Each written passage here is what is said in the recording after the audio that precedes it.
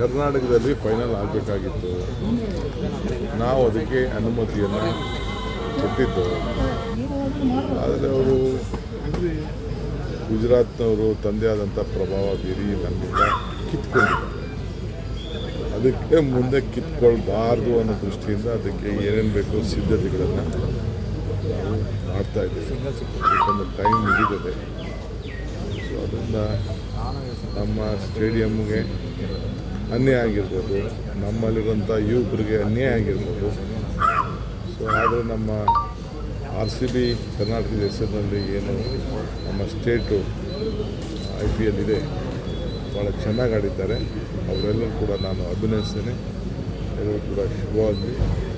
So on behalf of the state of Karnataka and all the fans of Karnataka, RCB followers, I wish them you have made proud Karnataka proud, RCB proud. ಕರ್ನಾಟಕದಲ್ಲಿ final ಆಗಬೇಕಾಗಿತ್ತು. ನಾವು ಅದಕ್ಕೆ ಅನುಮತಿಯನ್ನು ಕೊಟ್ಟಿದ್ದು.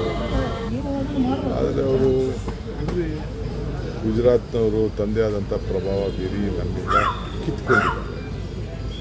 ಅದಕ್ಕೆ ಮುಂದೆ ಕಿತ್ಕೊಳ್ಬಾರ್ದು ಅನ್ನೋ ದೃಷ್ಟಿಯಿಂದ ಅದಕ್ಕೆ ಏನೇನು ಬೇಕೋ ಸಿದ್ಧತೆಗಳನ್ನು ನಾವು ಮಾಡ್ತಾಯಿದ್ದೀವಿ.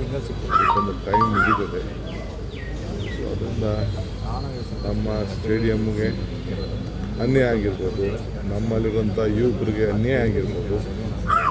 ಸೊ ಆದರೆ ನಮ್ಮ RCB ಕರ್ನಾಟಕದ ಹೆಸರಿನಲ್ಲಿ ಏನು ನಮ್ಮ ಸ್ಟೇಟು IPL ಇದೆ, ಭಾಳ ಚೆನ್ನಾಗಿ ಆಡಿದ್ದಾರೆ.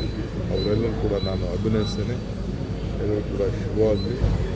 So on behalf of the state of Karnataka and all the fans of Karnataka, RCB followers, I wish them you have made proud Karnataka proud, RCB proud. Davanagere by election ಸಂಬಂಧಪಟ್ಟಂತೆ